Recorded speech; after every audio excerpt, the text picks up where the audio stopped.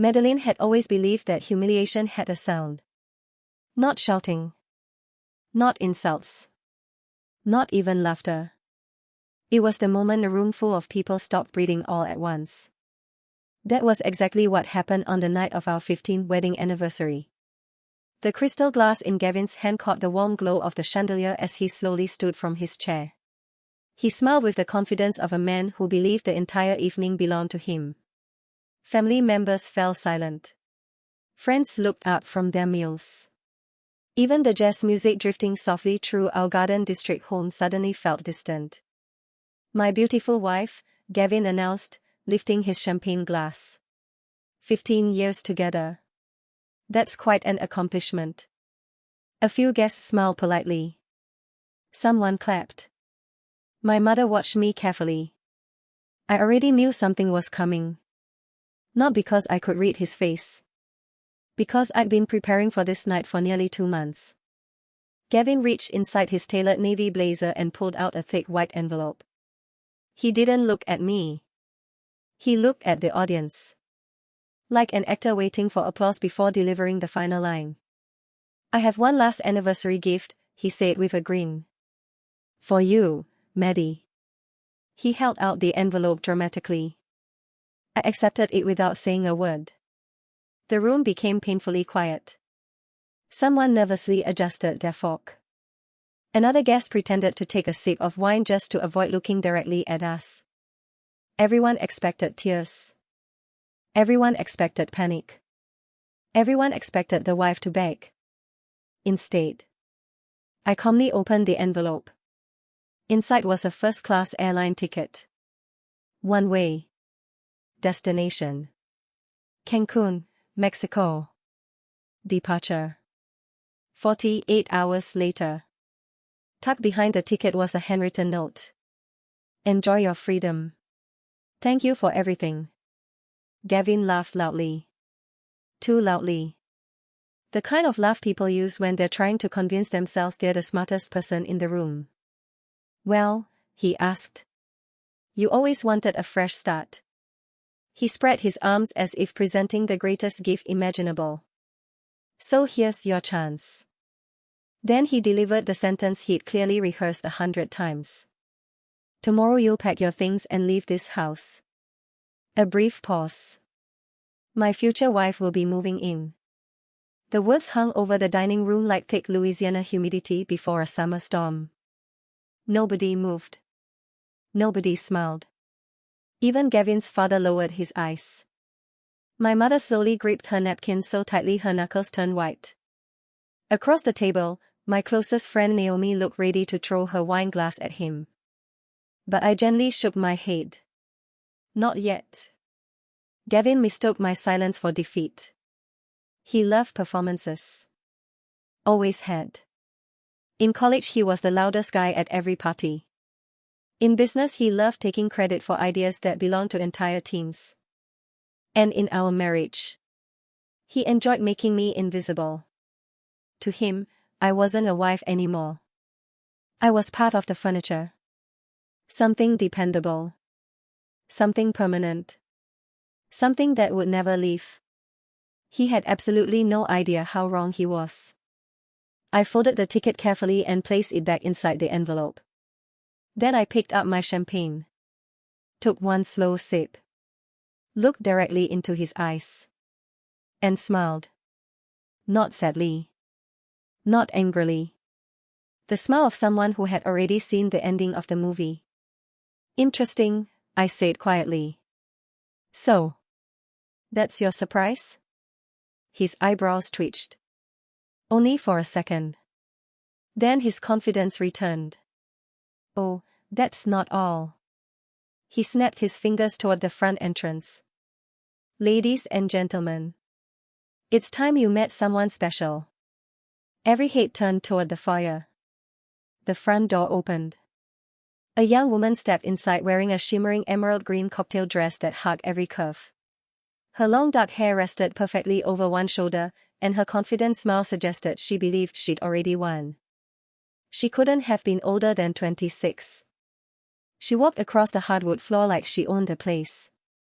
When she reached Gavin, She wrapped both arms around his waist and kissed his cheek. "This," Gavin announced proudly, "is Betrayal. My future." Several guests gasped. Someone whispered, "No way." Naomi muttered something under her breath that definitely wasn't appropriate for polite company. Betrayal smiled sweetly. "It's so nice to finally meet everyone." Finally. As though she'd belonged here all along. As though I was simply the temporary obstacle. She glanced at me with the kind of pity only arrogant people mistake for kindness. "I know tonight must be difficult," she said softly. "But Gavin told me you two have basically been roommates for years." I noticed 3 women at the table exchanged horrified looks. Gavin chuckled. "See? Betrayal understands." Then he turned back to me. "Maddie, be reasonable. You love Cancun. You deserve a vacation. And Betrayal deserves a chance to build a real life here." He emphasized the word here. "Inside our home. Or rather, the home he believed was his." I slowly placed my glass back on the table. "I have a question," I said. Gavin smiled confidently. "Sure. How long have you two been together?" Betrayal answered before he could. "Almost 7 months." She sounded proud. As soon as Gavin realized his marriage was over, a few people shifted uncomfortably in their chairs.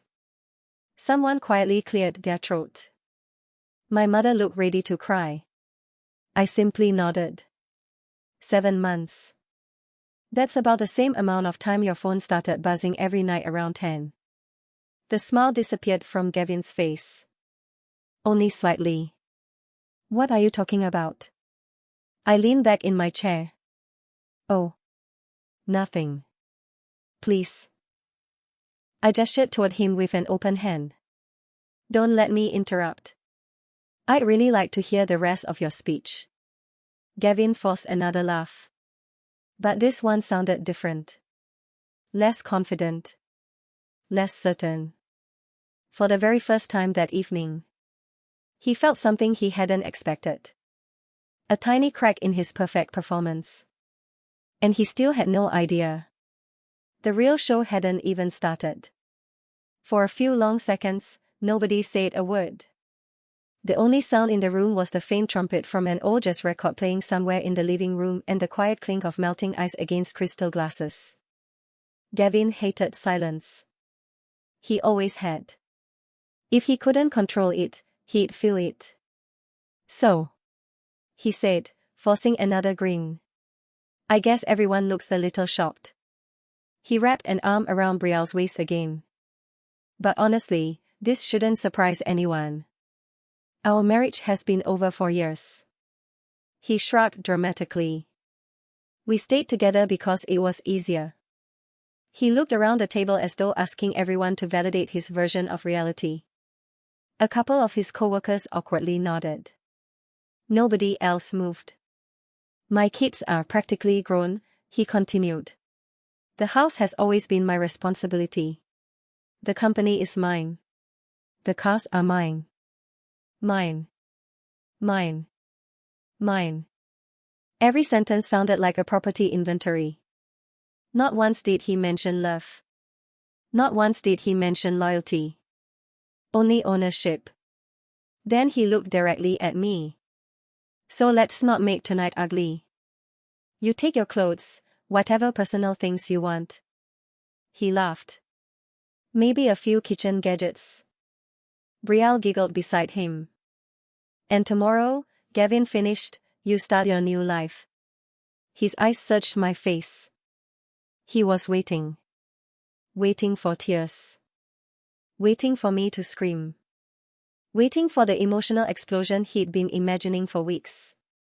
Instead, I reached for another sip of champagne. Slowly. Calmly. The bubbles tickled my lips.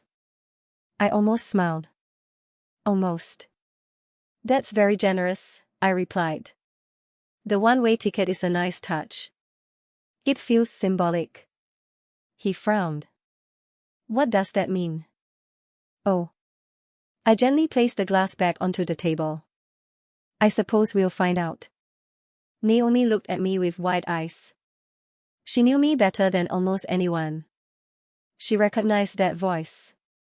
It was the same calm voice I'd used years ago after someone rear-ended my car. The same voice I'd used when our son broke his arm. The calmer I sounded, the more dangerous the situation usually was.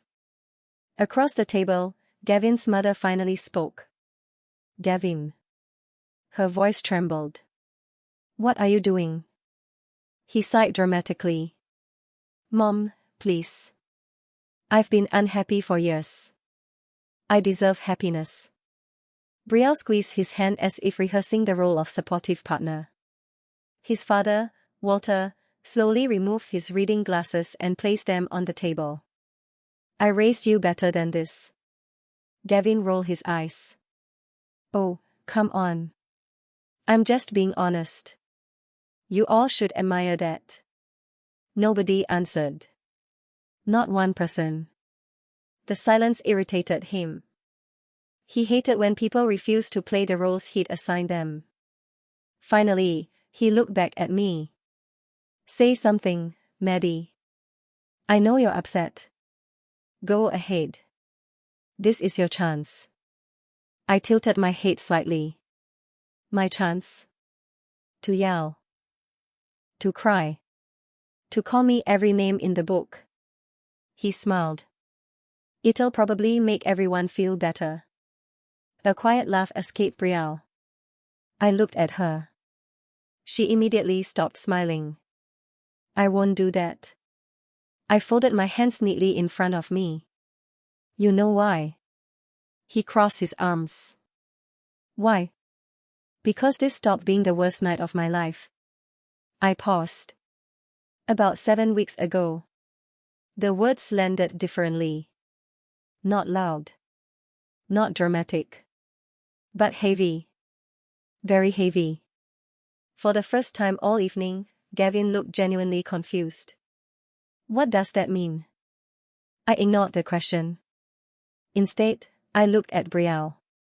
So. You said you've been together 7 months. She nodded proudly. Yes. And Gavin told you our marriage was already over? Of course. He said you two hadn't loved each other for years. Several guests looked at Gavin. He confidently nodded. Exactly. I smiled politely. Interesting. I rested my elbow slightly on the table.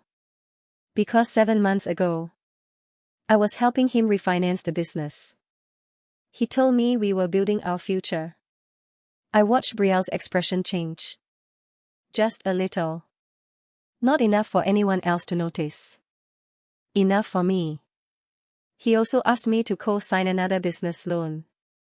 I continued speaking calmly. And 3 weeks later, he bought someone a diamond bracelet. Betrayal froze. She slowly turned toward Gavin. He looked irritated. What are you talking about? I don't know. I shrugged. Maybe the bank statements were wrong. The receipt could have belonged to someone else. Maybe somebody else signed your credit card. Naomi lowered her head to hide a smile. One of Gavin's business partners suddenly stopped eating. Walter stared at his son. Gavin laughed again. But this time, nobody believed it. You're snooping through my finances now? No. I was balancing household accounts. Remember? You always said numbers bored you. So I handled them. I watched his jaw tighten. That memory clearly hadn't crossed his mind. I saw everything. The hotels. The restaurants. The gifts. The transfers. Betrayal slowly removed her hand from his arm. Only a few inches. But I noticed. Gavin noticed too. Don't start making things up. I'm not. I've actually been remarkably quiet. I smiled again. Don't you think? His breathing changed. Barely. But enough. The confidence that had filled the room 20 minutes earlier was beginning to leak away. Like air escaping a tire. Slowly. Quietly. Irreversibly. Then he leaned toward me. So what? You knew. And you stayed. That makes you look pathetic. A few people gasped. My mother covered her mouth. Naomi whispered, "Oh, Gavin, you idiot." I looked at him for several seconds. Then I answered with the same calm tone I'd used all evening. No. It means I had time to prepare. His smile vanished completely. Prepare for what? I looked toward the hallway. Toward my handbag resting on the antique console table near the front door. Inside it was something much heavier than an airline ticket. A folder. Thick. Neatly organized. Labeled. Every page exactly where it needed to be. Every signature. Every receipt. Every transfer. Every mistake Gavin thought no one would ever discover. I looked back into his eyes. You really should have checked whose name was on everything. The room went completely silent again. And this time, even Gavin stopped pretending to smile.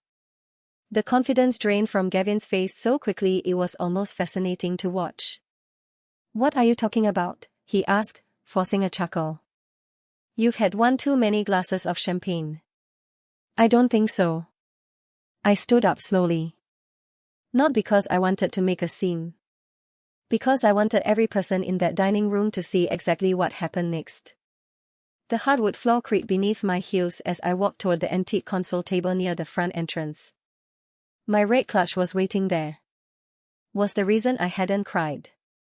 The reason I hadn't begged.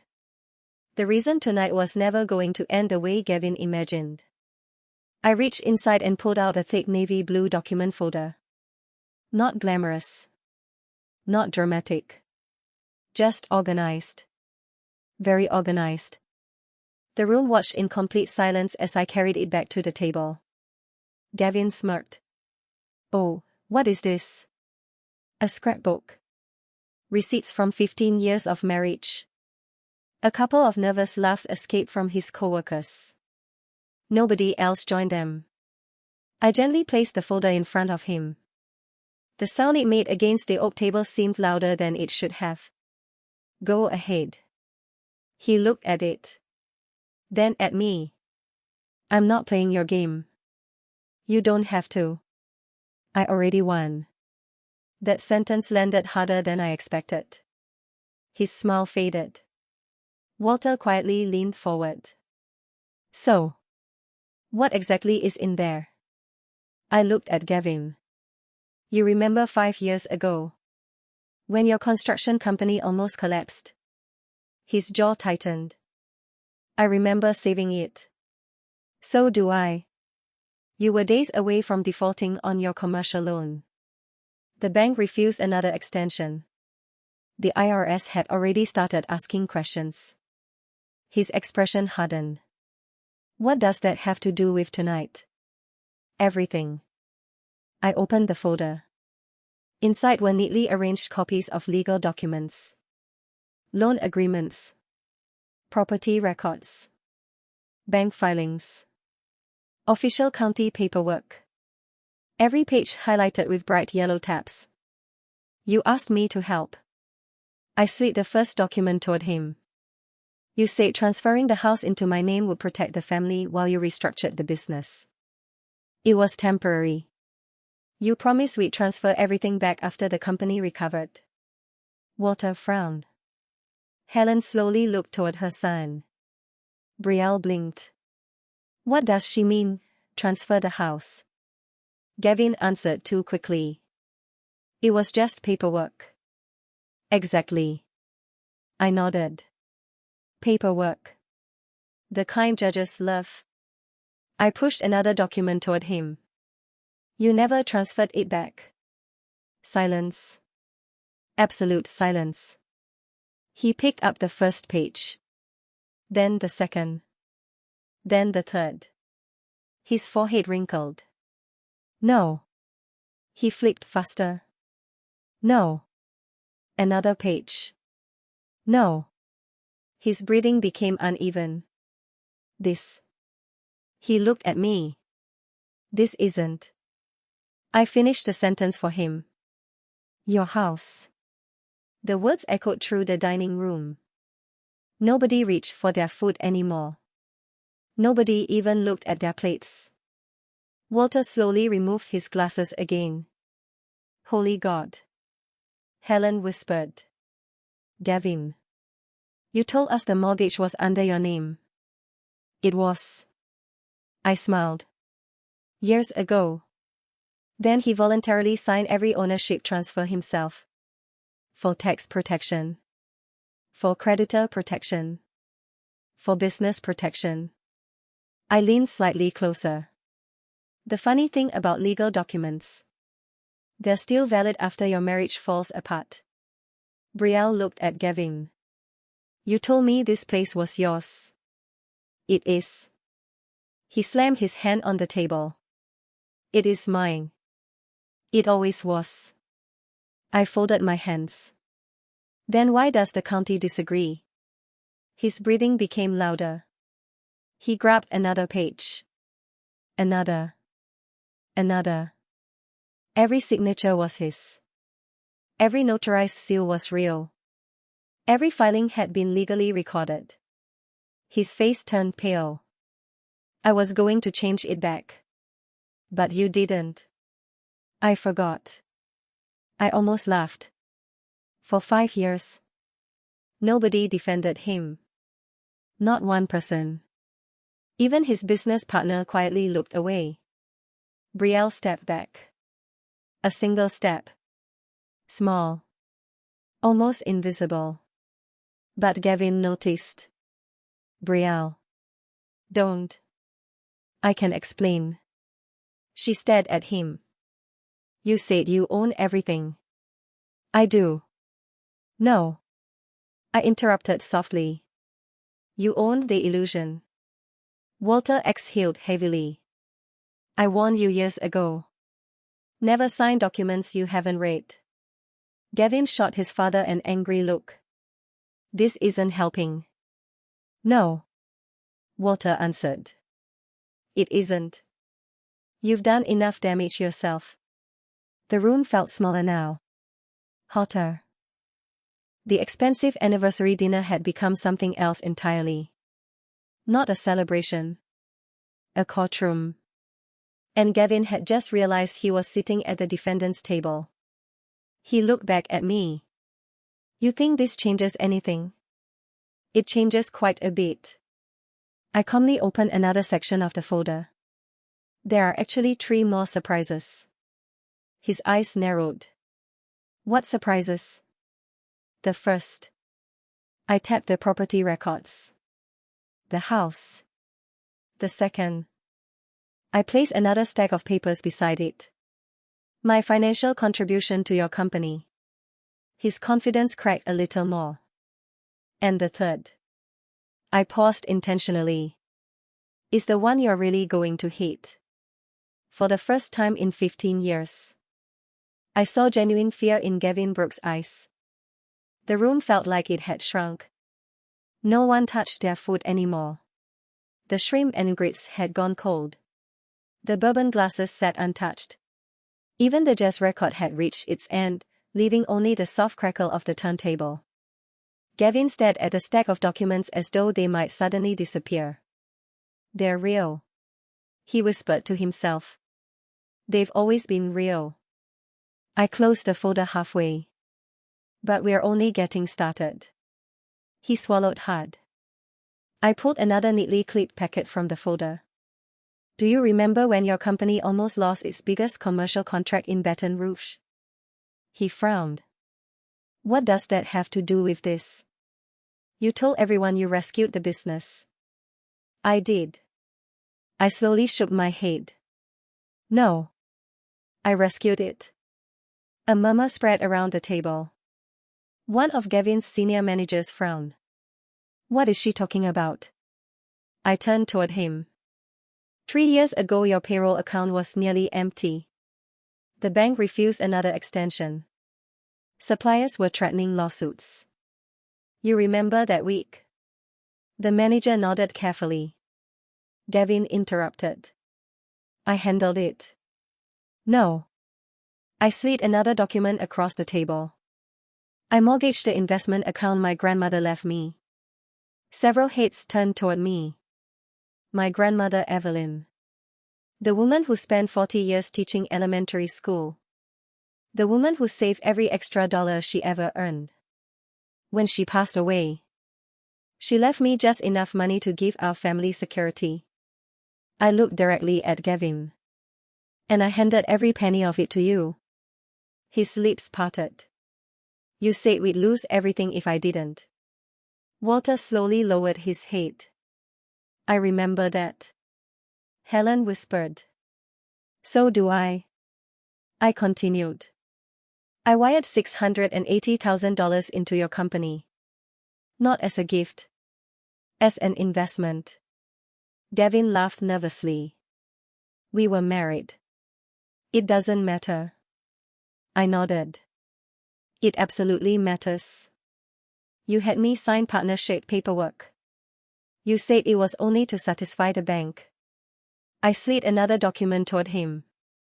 It made me a legal shareholder. His eyes immediately dropped to the page. No. He flipped to the signature. His own signature stared back at him. His breathing became heavier. I would have remembered this. You didn't. You signed nearly 80 pages that afternoon. You were in a hurry. You said. I smiled sadly. Just tell me where to sign, Maddie. I trust you. Several people around the table exchanged uncomfortable looks. Naomi quietly whispered. Oh, that's beautiful. I couldn't help smiling. Funny how trust works. Gavin slammed the papers onto the table. You're twisting everything. Am I? I reached into the folder again. This is every wire transfer. Every cancelled check. Every loan. Every email. Every tax filing. Every corporate amendment. I spent 7 weeks organizing them. He looked at me as though he had never seen me before. When? Mostly after midnight. While you thought I was asleep. Betrayal stared between us. You've known about me this whole time? Yes. For almost 2 months. And you never said anything. I smiled politely. What would have been the point? If I'd confronted him, he would have lied. If I'd cried, he would have felt powerful. If I'd begged, he would have won. I folded my hands. So instead, I hired attorneys. Walter suddenly let out a slow whistle. Damn. Naomi leaned back in her chair. I've been waiting all night to hear that. Gavin's face flushed bright red. You went behind my back? I actually laughed. Behind your back? You introduced your mistress at our anniversary dinner. You bought her jewelry with company money.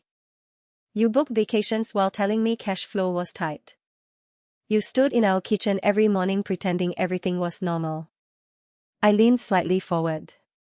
And you're upset because I hired a lawyer? Nobody defended him. Not even Betrayal. She looked increasingly uncomfortable. Gavin. She said quietly. You told me the divorce wasn't complicated. It wasn't. He snapped. It isn't. I calmly reached for another set of papers. It actually became final. 43 days ago. The words hit the room like thunder. Every face turned toward me. What? Gavin blinked. What did you just say? I said. I opened the final section of the folder. Our divorce became legally final 6 weeks ago. His chair scraped loudly across the hardwood floor as he stood. That's impossible. No, Gavin. It isn't. You remember signing that stack of corporate compliance documents before your trip to Houston? His expression changed instantly. Slowly. Painfully. Recognition. You. I nodded.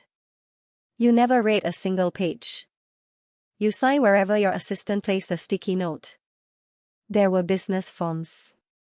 There were tax forms. There were refinancing documents. And I gently placed one final page in front of him. There was a fully executed marital settlement agreement. His hands started shaking. No. I would have known. You would have. If you had bothered reading your own signature. Silence. The color drained from his face. He looked down at the official court seal. Then the judge's signature. Then his own. Again. And again. No. His voice barely existed anymore. This can't. It already did. I looked around the room before returning my eyes to him. So when you stood up tonight and proudly introduced Betrayal as your future wife, I let the words hang for just a second. You were actually introducing her as the woman you cheated on your ex-wife with. The room erupted in stunned whispers. And Gavin finally understood. The humiliation he had planned for me had become entirely his. For several long seconds, nobody moved. Nobody even seemed to breathe. The only sound in the house was the old ceiling fan turning lazily above the dining table. Then Walter broke the silence.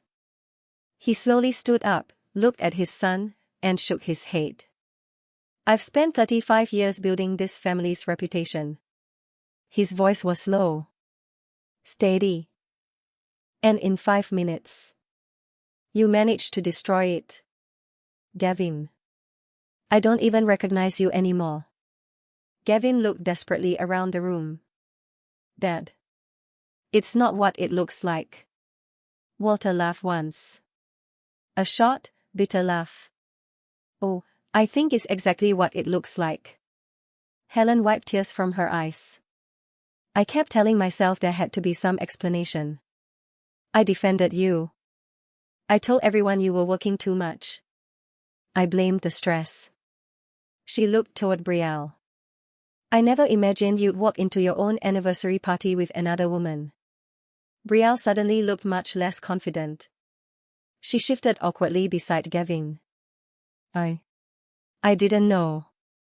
Naomi couldn't hold back anymore. You didn't know. She folded her arms. Really? You thought showing up at another woman's anniversary dinner as the replacement wife was normal? Betrayal opened her mouth. Then closed it again. She had no answer. Across the table, Gavin's business partner, Marcus, slowly cleared his throat. I need to ask something. Everyone looked toward him. Those investment documents. He pointed toward the folder. Are they legitimate? I nodded. They've already been reviewed by 2 attorneys and a forensic accountant. Marcus slowly leaned back in his chair. Well, I guess tomorrow's board meeting is going to be interesting. Gavin turned sharply. What board meeting? Marcus frowned. The emergency one. His face went blank. What emergency meeting? I answered instead. The meeting where your investors will learn that company funds were used for personal expenses. His head snapped toward me. What? The jewelry. The vacations. The apartment lease. The luxury gifts. The credit card charges. I spoke calmly, almost like reading grocery items from a shopping list. All paid from company accounts. His breathing became uneven again. You can't prove that. I already have. I slid one final envelope toward Marcus. Copies. Marcus opened it. His eyes widened almost immediately. He flipped through page after page. then looked up. Gavin. These are company statements. He didn't answer. Marcus continued turning pages. God. There are receipts attached. The room became painfully quiet again. Naomi whispered. She thought of everything. No. I hadn't thought of everything. I simply had enough time. 7 weeks. 7 weeks to stop being heartbroken. And start becoming prepared. I looked across the table at Gavin. Do you remember what you kept telling me? He stared blankly. You worry too much, Maddie. Leave business to me. You wouldn't understand. I smiled. I understood far more than you realized. He suddenly slammed both hands onto the table. You planned this? No. I survived it. There's a difference. His voice rose. You've been pretending all this time. I had to. You would have hidden everything if I'd confronted you. You would have moved assets. You would have erased records. You would have lied. He looked away. Because he knew I was right. Betrayal took another small step backward. Then another. Finally she asked the question she'd probably been afraid to ask all evening. Gavin. How much debt do you actually have? His silence answered before he did. She looked at him. Then at me. Then back at him. No. She whispered. You told me the company was worth millions. It is. He answered too quickly. It just. He hesitated. Has some temporary cash flow issues. Marcus actually laughed. Temporary? He tossed one of the statements onto the table. The company has been operating on borrowed money for almost 18 months. Several guests looked stunned. Walter slowly closed his eyes. So that's why you kept asking me for short-term loans. Gavin didn't respond. His father looked at him with heartbreaking disappointment. You weren't expanding the business. You were trying to keep it alive. Still. No answer. Betrayal's face turned pale. You told me we'd be moving into this house. You said we'd be traveling. You said we'd buy a place in the French Quarter. She stared at him in disbelief. Was any of that true? Gavin rubbed both hands across his face. Betrayal. I can explain. No. She shook her head. I think you've done enough explaining tonight. She removed the engagement ring he'd given her only 3 weeks earlier. Without saying another word. She placed it gently on the dining table. The tiny diamond made a soft metallic click against the wood. That sound echoed through the room louder than any scream could have. Gavin stared at the ring. Then at Betrayal. You can't be serious. She gave him a sad smile. I fell in love with the man you pretended to be. She glanced toward me. I owe you an apology. Then she picked up her purse. Walked toward the front door. Stopped only once. Without turning around, she quietly said. I hope one day you become half the man she believed you were. The front door closed softly behind her. No shouting. No dramatic exit. Just. Gone. Gavin stood frozen. The room watched in complete silence. And for the first time all night, he realized he wasn't losing his wife anymore. He had just lost absolutely everything. Gavin didn't move. He simply stared at the front door. As though Betrayal might walk back in if he waited long enough. She didn't. The silence that followed felt heavier than anything he'd said all night. Finally, he turned toward me. His face was pale. His expensive suit suddenly looked 2 sizes too big. You did this. His voice was almost a whisper. You ruined everything. I looked at him for several seconds before answering. No. You did. You just waited until tonight. I waited until you made your choice. His eyes flashed with anger. You could have stopped this. I tried. For years. He opened his mouth. Closed it. Then laughed bitterly. So that's it? You get your revenge? I slowly shook my head. This was never about revenge. It was about consequences. Naomi nodded quietly. Exactly. Walter pushed his chair back from the table. I think everyone should leave. No one argued. The celebration was over.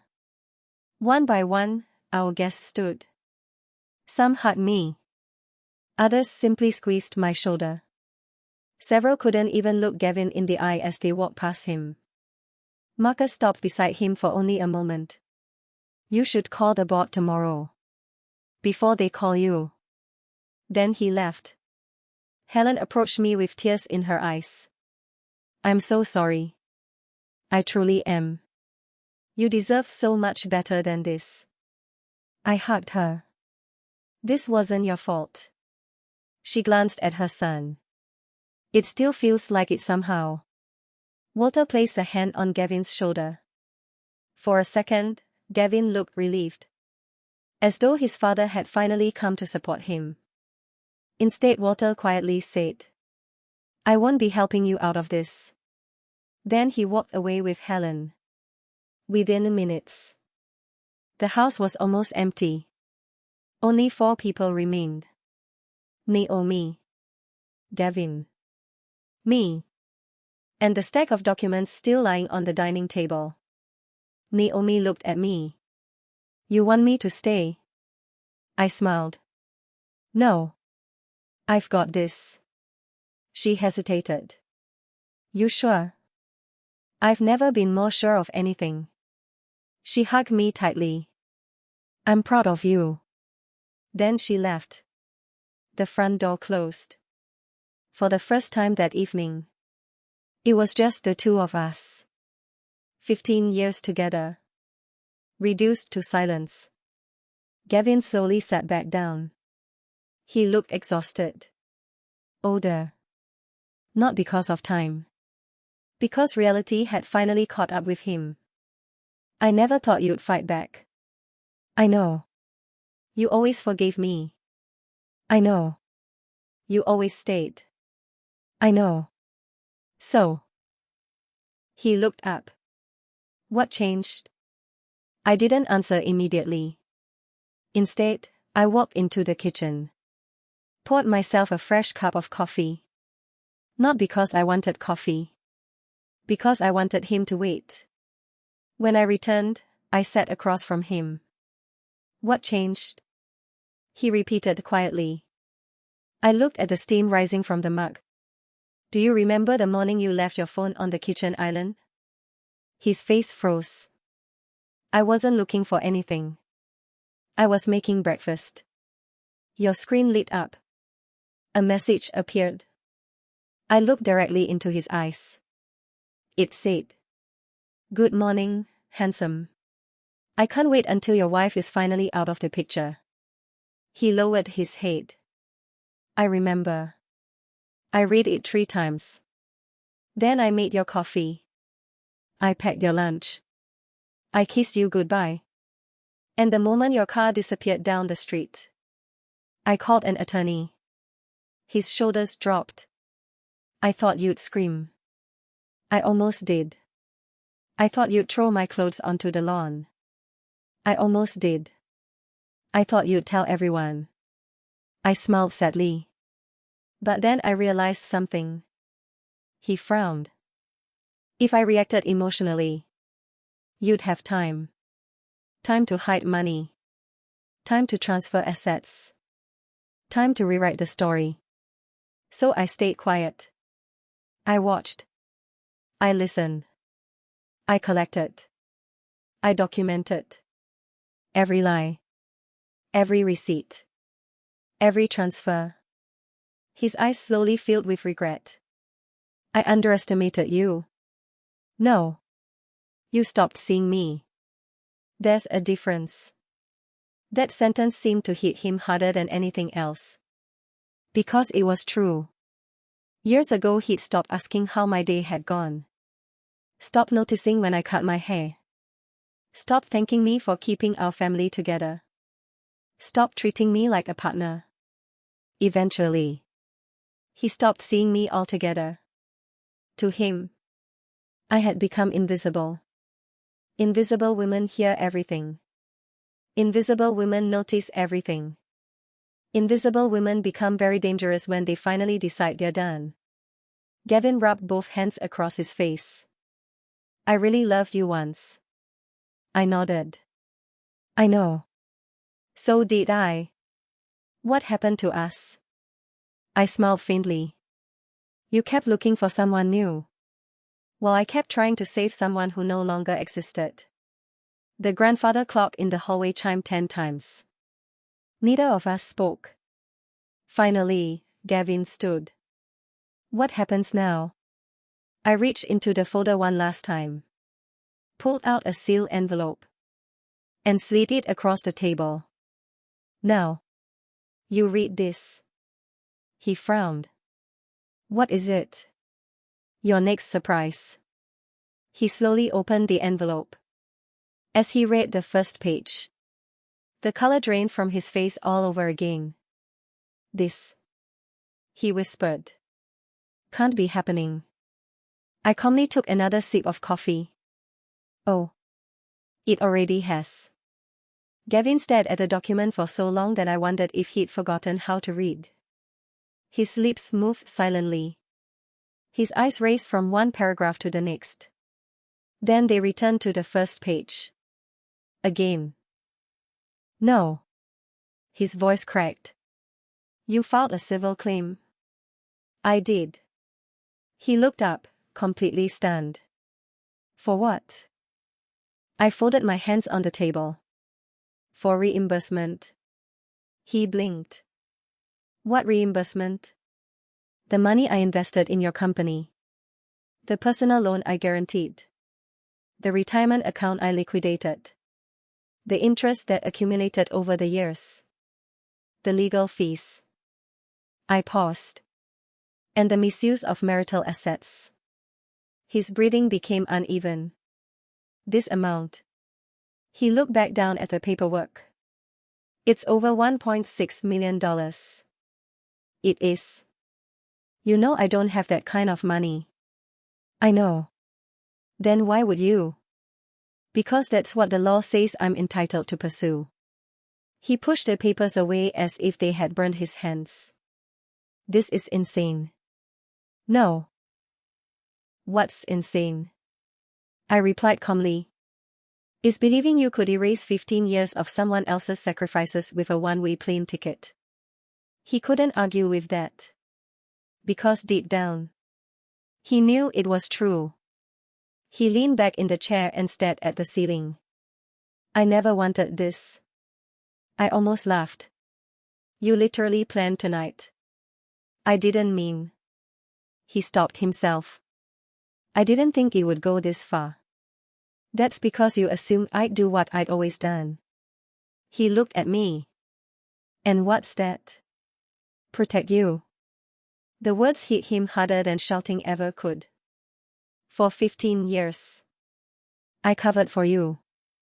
When you forgot birthdays. When you missed school plays. When you spent holidays answering work calls. I told everyone you were under pressure. I defended you. I protected your reputation. I even protected your relationship with our children. His eyes slowly drifted toward the family photos hanging on the wall. There we were. Christmas mornings. Beach vacations. Graduations. Birthdays. A lifetime frozen inside smiling photographs. You know what's funny? I asked. He shook his head. Every picture in this house tells the same lie. What lie? That I was standing beside a partner. His shoulders dropped. I was standing beside someone who slowly disappeared. He swallowed hard. I never noticed. I know. That's why we're here. For the first time all evening. He looked ashamed. Not embarrassed. Not angry. Ashamed. He rubbed his forehead. The kids. His voice was barely audible. Do they know? They know enough. What did you tell them? The truth. His head snapped toward me. You told them everything? No. I told them that adults sometimes break promises. I told them respect matters more than appearances. I told them none of this was their fault. He closed his eyes. They hate me now. They're disappointed. There's a difference. He nodded slowly. I deserve that. Neither of us spoke for nearly a minute. Outside, rain began tapping softly against the tall windows overlooking the backyard. Typical New Orleans. 1 minute warm sunshine. The next, a slow summer storm. Gavin finally broke the silence. I've been thinking. I waited. What if? He hesitated. What if we forget all of this? I stared at him. What? We could start over. He leaned forward desperately. I'll end everything. I'll go to counseling. I'll sell the company if I have to. I'll fix this. I swear. For the first time that night, I felt something unexpected. Not anger. Not satisfaction. Just sadness. Real sadness. Because I remembered another Gavin. The young man who used to dance with me in the kitchen while dinner burned. The man who worked 2 jobs so we could afford our first apartment. The man who once drove 3 hours in the middle of the night because I called crying after my grandmother died. That man had existed. Once. But he was gone. And no amount of promises could bring him back. I looked at him gently. You're asking the wrong person. His forehead creased. What does that mean? You should have asked me to stay. Before you invited another woman into our home. The words settled over the room like dust. He lowered his head. I know. No. I shook mine. You finally understand. They aren't the same thing. A tear rolled down his cheek. He wiped it away immediately, embarrassed. I never thought I'd lose everything. You didn't lose everything tonight. You lost it little by little. Every time you chose someone else over your family. He covered his face with both hands. For several moments. The only sound in the house was quiet sobbing. When he finally looked up again, he seemed like a completely different man. Defeated. Broken. Alone. Then the front doorbell rang. Once. Then again. I glanced toward the hallway. I wasn't expecting anyone. Neither was he. I walked to the front door. Opened it. Standing on the porch was a uniformed deputy from the Orleans Parish Sheriff's Office. Good evening, ma'am.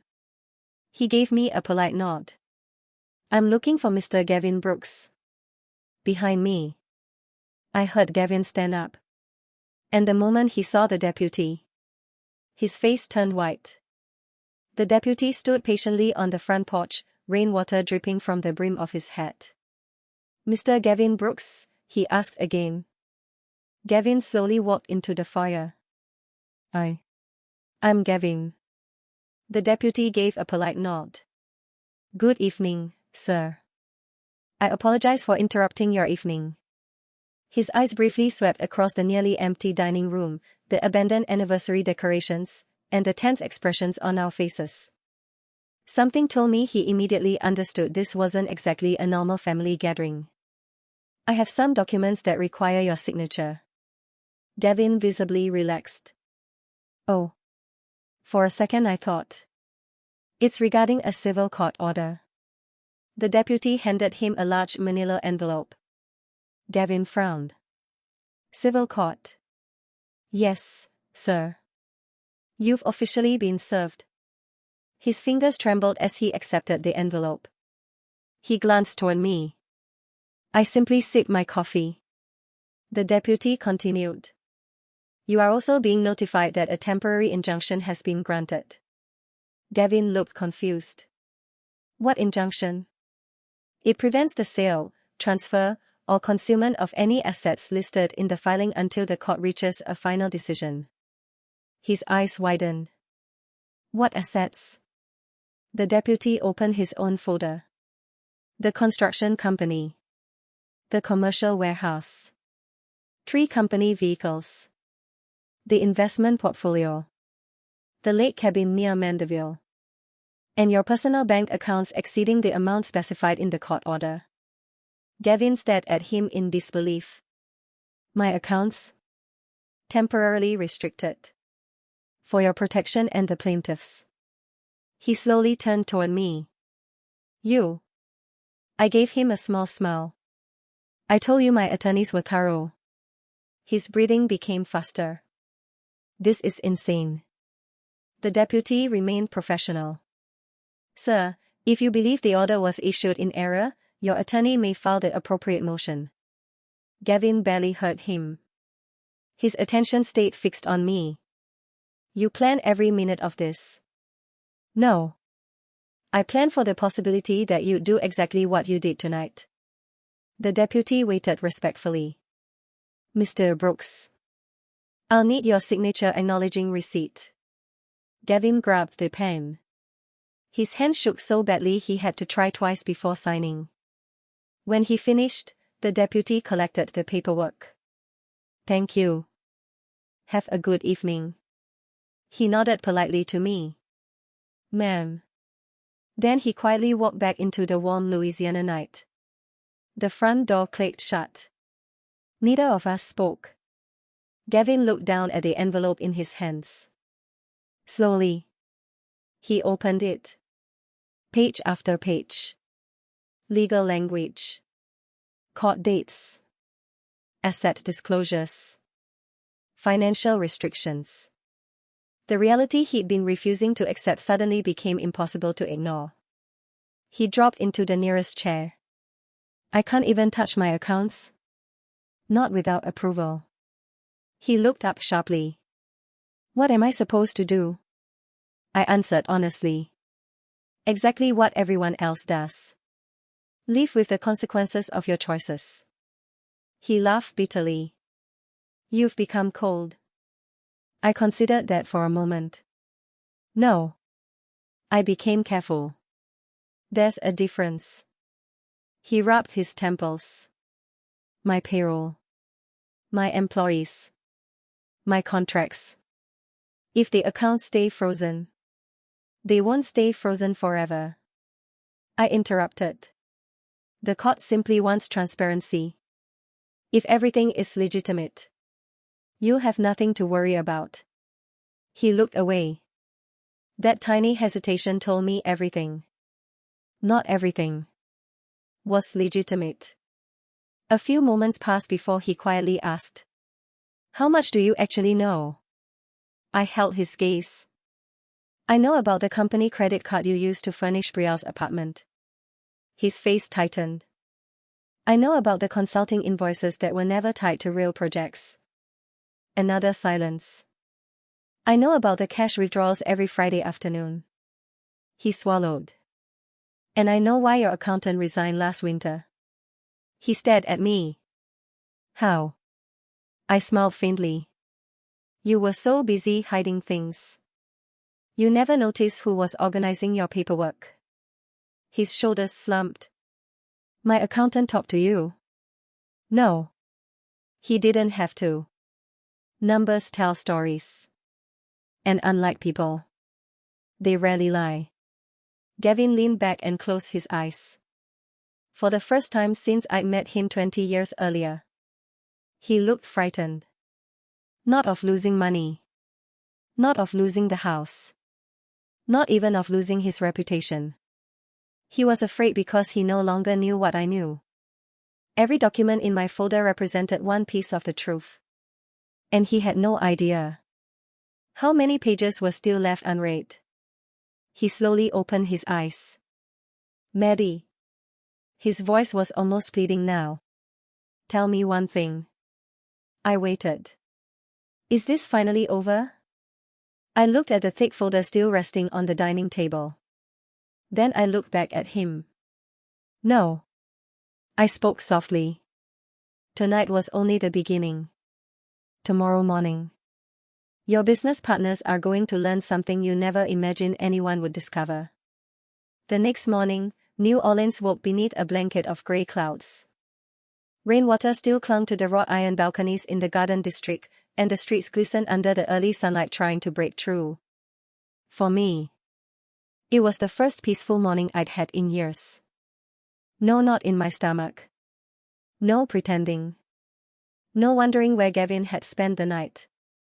I brewed a fresh pot of coffee, opened every window in the house, and let the humid Louisiana air drift through the rooms.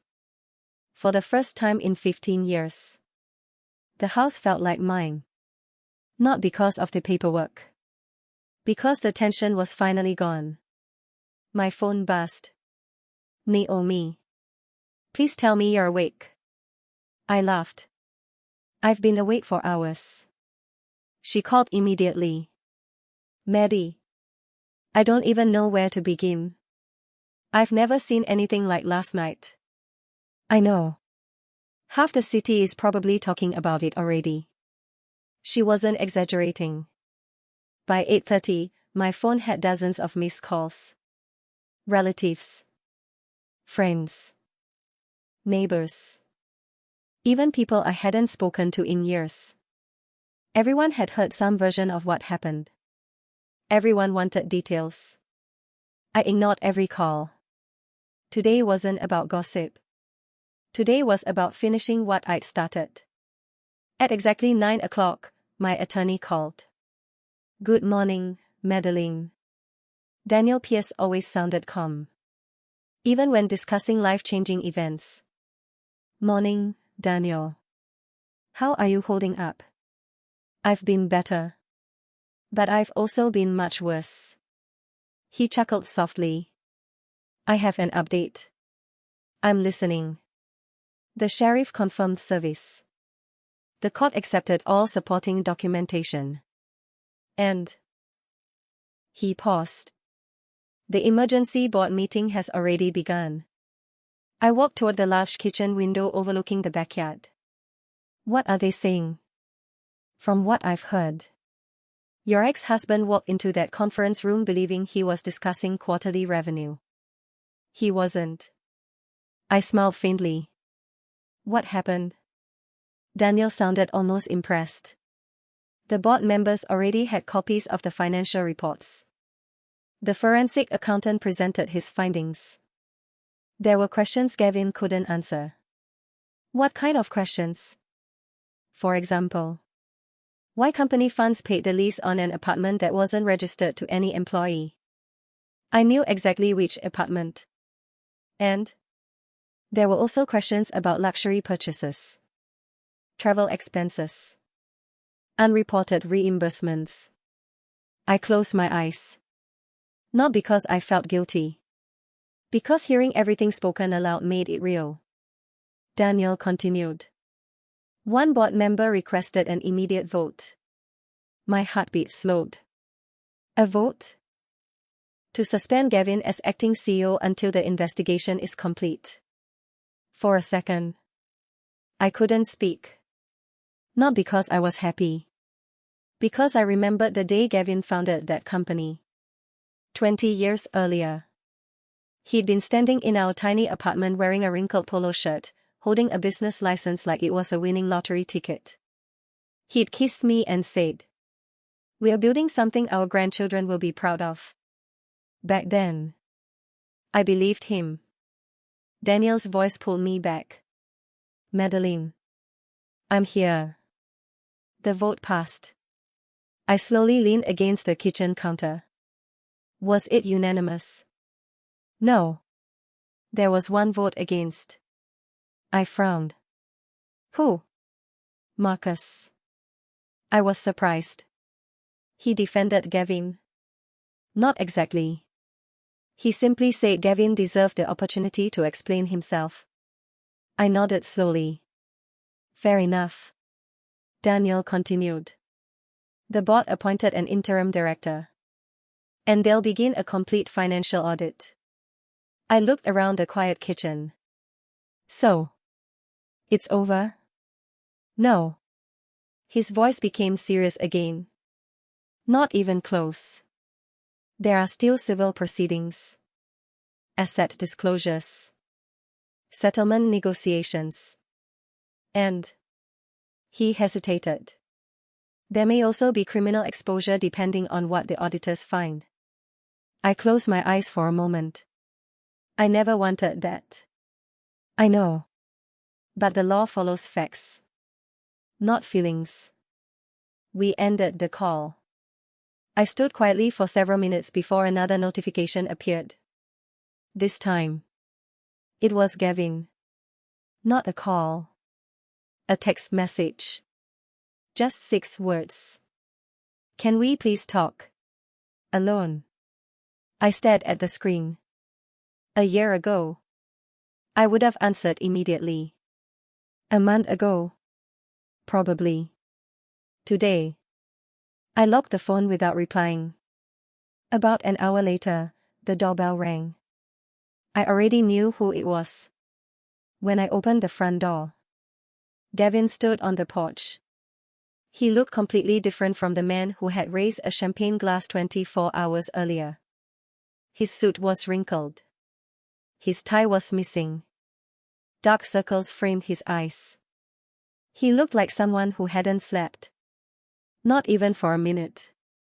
I know you don't know me anything, he said quietly. But please. I just need 5 minutes. I studied his face. The arrogance was gone. So was the performance. Standing in front of me wasn't the man who had tried to humiliate me. It was a man watching his entire life collapse. I stepped aside. You have exactly 5 minutes. He entered slowly. His eyes wandered through the house. The fresh flowers on the dining table. The sunlight pouring through the windows. The family photos still hanging on the walls. He smiled sadly. I used to think this house felt small. I closed the door behind him. And now? He looked around one more time. Now. It feels like home. I didn't answer. Instead, I gestured toward the living room. Sit. He obeyed without a word. Then he reached into the inside pocket of his jacket and carefully placed a small velvet box on the coffee table between us. I found this while packing. I looked at the box. Without opening it. I already knew exactly what was inside. My wedding ring. For several seconds, neither of us reached for the velvet box. It sat between us like a relic from another lifetime. Finally, Gavin slid it toward me. I found it in the back of my dresser. I almost threw it away. He swallowed. But it didn't feel right. I looked at the box but didn't touch it. I already know what's inside. He gave a faint nod. Yeah. You probably do. I finally lifted the lid. The white gold wedding band caught the morning sunlight streaming through the living room windows. Simple. Elegant. 15 years earlier, we'd picked it out together in a tiny jewelry store just outside the French Quarter. Neither of us could afford anything expensive. Back then, that hadn't mattered. Back then, we believed love would be enough. I closed the box again. You can keep it. Gavin looked surprised. I don't want it. It belongs to you. I slowly shook my head. No. It belongs to the version of us that doesn't exist anymore. He looked down at his hands. I wore mine until last month. I noticed. I couldn't bring myself to take it off. I smiled sadly. But you could bring another woman into our home. He flinched. I deserve that. No. You deserve the truth. Silence settled over the room again. Outside, a streetcar rumbled along St. Charles Avenue. Life continued. People went to work. Children walked to school. The city didn't stop because a marriage had ended. Gavin finally spoke. The board suspended me. I heard. They changed the locks on my office. I heard. They took my company phone. They're auditing everything. I know. He looked up. You already knew. My attorney called this morning. A bitter laugh escaped him. Of course he did. He leaned back on the sofa. I spent 20 years building that company. And I might lose it. I looked directly into his eyes. I spent 15 years building our family. And I already lost it. That left him speechless. After nearly a minute, he quietly asked, Do you hate me? I considered the question carefully. It deserved an honest answer. No. His eyebrows lifted. I don't. I hated what you did. I hated how you treated me. I hated the lies. But hatred takes energy. I don't have any left to give you. He nodded slowly. I think that's worse. It probably is.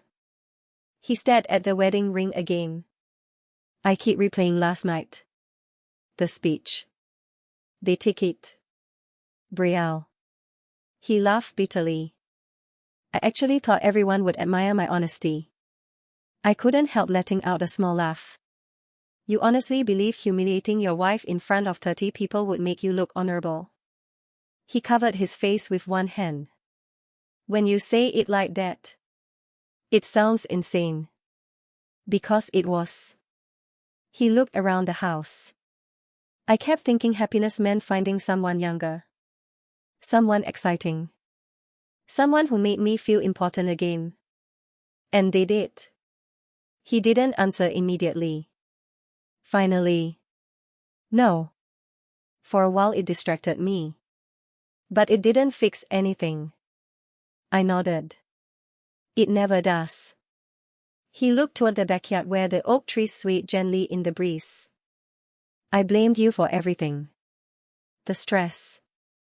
The routine. The boredom. I convinced myself you were the reason my life felt empty. He laughed quietly. But the whole time, I was the one creating the emptiness. Neither of us spoke. The silence wasn't uncomfortable anymore. It was simply honest. After a while, Gavin stood. I should go. I nodded. Probably. He picked up the velvet ring box. Then hesitated. No. He set it back down. It belongs here. I didn't argue. As he reached the front door, he stopped without turning around. I don't expect forgiveness. You shouldn't. I don't expect another chance. You won't get one. He nodded. I know. His hand rested on the doorknob for several seconds. Then he quietly asked, Will you ever remember me as something other than the man who destroyed our marriage? I looked at the family photographs lining the hallway. There were hundreds of memories. Some painful. Many beautiful. For a long moment, I didn't answer. Finally, I said, I remember the young man who danced with me in our first apartment. The father who cried when our daughter was born. The husband who once drove through a hurricane because he didn't want me spending my birthday alone. I paused. And I'll also remember the man who forgot how to appreciate everything he already had. He closed his eyes. A single tear slipped down his cheek. That's fair. He opened the door.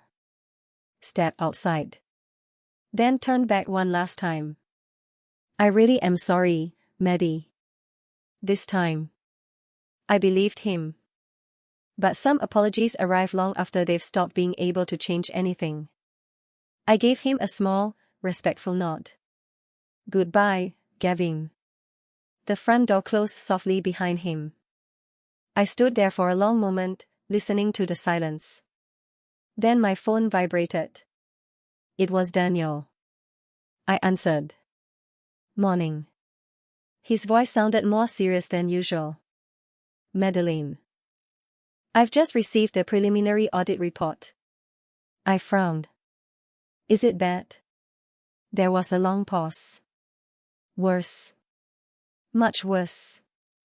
I felt my stomach tighten. What happened? Daniel exhaled slowly. It looks like Gavin wasn't the only person hiding secrets. My grip tightened around the phone. What do you mean? Someone inside the company has been stealing from both of you for years. I tightened my grip around the phone. What do you mean someone was stealing? Daniel didn't answer immediately. When he finally spoke, his voice was measured. The auditors found something they weren't even looking for. I slowly sat down at the kitchen island. What did they find? A shell vendor. I frowned. A what? A fake subcontractor. A company that existed on paper but did almost no legitimate work. I stared out the window. And the money? Daniel sighed. Over 4 years. Approximately $2.3 million. For several seconds I couldn't process what I'd just heard. That's impossible. I thought so too. The payments were hidden among hundreds of legitimate invoices. They were small enough not to attract attention.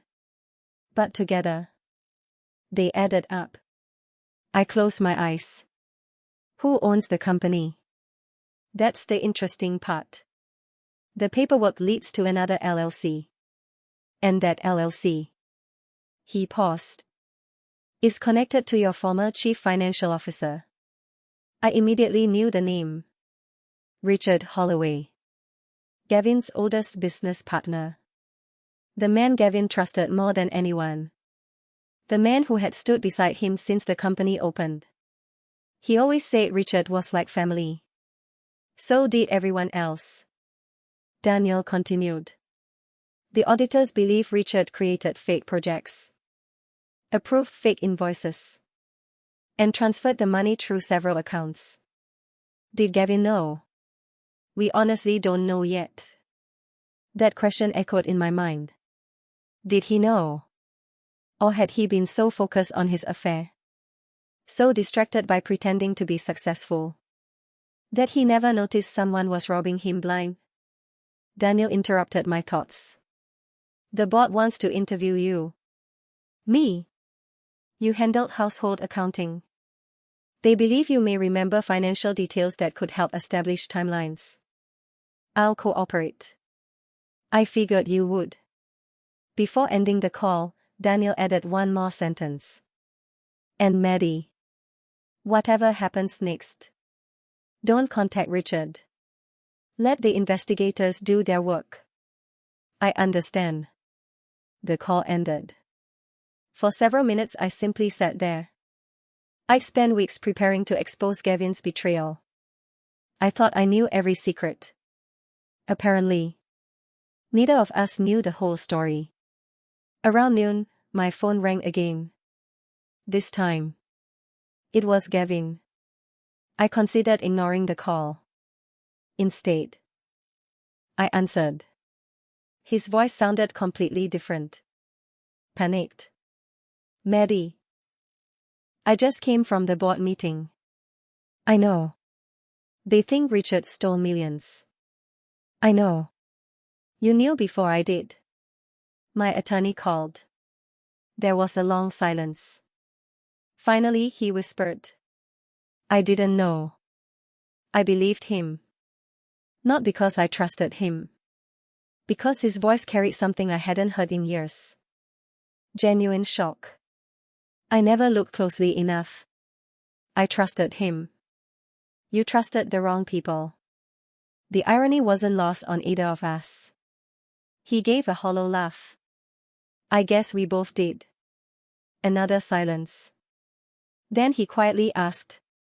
Would you meet me? Why? I need someone who understands everything that happened. I thought about that for a moment. Not long ago, I would have dropped everything for him. Now, I wasn't sure I owed him 5 minutes. Finally, I answered. Public place. He exhaled with relief. Thank you. 1 hour. The Café du Monde. Fine. We'll talk there. An hour later, the famous cafe buzz with tourists, locals, and the familiar sound of life just drifting through Jackson Square. People laughed. Servers carried plates piled high with powdered sugar beignet. Life moved forward. As it always does. I spotted Gavin sitting alone beneath a green umbrella. He looked exhausted. A paper coffee cup rested untouched in front of him. When I approached, he stood immediately. Thank you for coming. I took the chair across from him. You said this was important. It is. He stared down at the table for several moments. Then he reached into his briefcase. Slowly, he placed another folder between us. I found these in Richard's office after the board meeting. I looked at the folder but didn't touch it. What is it? I think. His voice trembled. I think he wasn't only stealing from the company. He swallowed hard. I think he was stealing from us personally. I looked into Gavin's eyes. There was no arrogance. No manipulation. No performance. Only regret. And fear. I carefully opened the folder. The first page made my heart skip a beat. Across the top, in bold letters, was a title neither of us expected to see. Confidential, Property Acquisition Agreement. Below it was the address of a house. One neither Gavin nor I had ever seen before. And yet, both of our names were listed as the buyers. For several seconds, neither of us spoke. The noise from Café du Monde faded into the background. Tourists laughed. A street musician played a slow version of What a Wonderful World. Somewhere nearby, coffee cups clinked against ceramic plates. Yet all I could see was that address. Gavin. I finally whispered. What is this? He slowly shook his head. I honestly don't know. I've never seen those papers before. I flipped to the second page. The signatures looked authentic. Mine. His. A notary. Closing documents. Loan paperwork. Everything appeared legitimate. Except. I had never signed any of it. This signature isn't mine. He looked at it. It looks exactly like yours. I know. It's a forgery. He leaned closer. My signature looks real too. I stared at him. You think Richard forged both of us? I don't know what to think anymore. For the first time in months, we were asking the same question. Not as husband and wife. Not even as friends. Simply as two people trying to understand how their lives had unraveled so completely. I turned another page. The purchase price caught my attention. $842,000. Paid almost entirely from corporate funds. Then another page. Property taxes. Insurance. Maintenance. Monthly utility bills. For nearly 3 years. Someone had been paying for a luxury home neither of us had ever visited. Daniel had been right. Richard hadn't simply stolen money. He had built an entirely separate life using ours. I closed the folder. We are giving this to the investigators. Gavin nodded immediately. No arguments. For the first time since we'd met. He didn't try to control the conversation. Didn't interrupt. Didn't insist he knew better. He simply agreed. It was strange. Maybe that was who he could have been all along.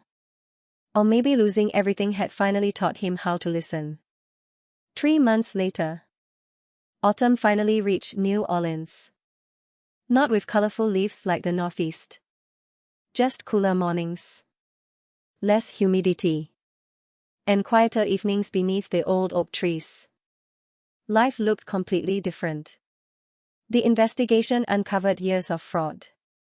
Richard Holloway was arrested on multiple financial crime charges after investigators traced millions of dollars through shell companies and fraudulent contracts. The board permanently removed him from every position he held. The company survived. Barely.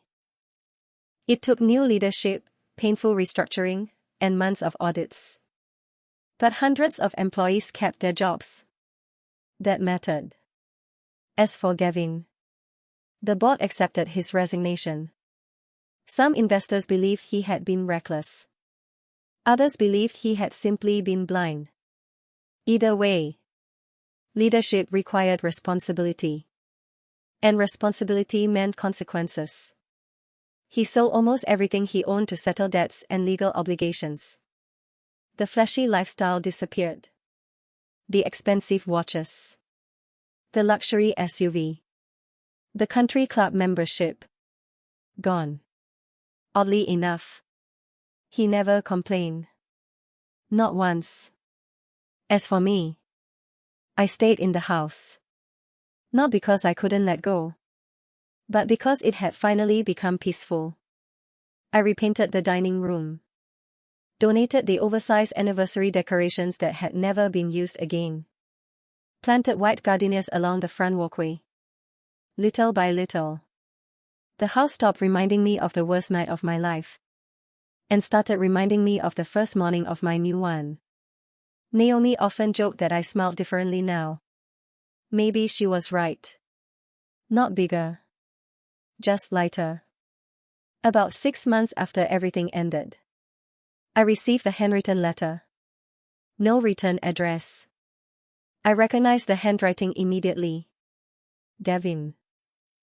Inside was only one page. Maddie. I used to believe success meant people admiring me. I know now that real success is becoming someone worthy of respect. I don't expect forgiveness. I don't expect friendship. I simply wanted you to know that I'm finally taking responsibility for the life I created. Thank you for loving me when I didn't deserve it. And thank you for walking away when I refused to become better. I hope your future is filled with the peace I failed to protect. Gavin. I folded the letter carefully. Placed it inside a small wooden keepsake box. Not because I wanted to remember the pain, but because I wanted to remember the lesson. Forgiveness doesn't always mean reconciliation. Sometimes, forgiveness simply means refusing to let someone else's mistakes continue living rent-free in your heart. I never replied to the letter. Some stories don't need another chapter. They simply need an ending. And ours finally had one. If there's one thing I've learned through all of this, it's that betrayal rarely destroys a life overnight. It happens one choice at a time. One lie at a time. One broken promise at a time.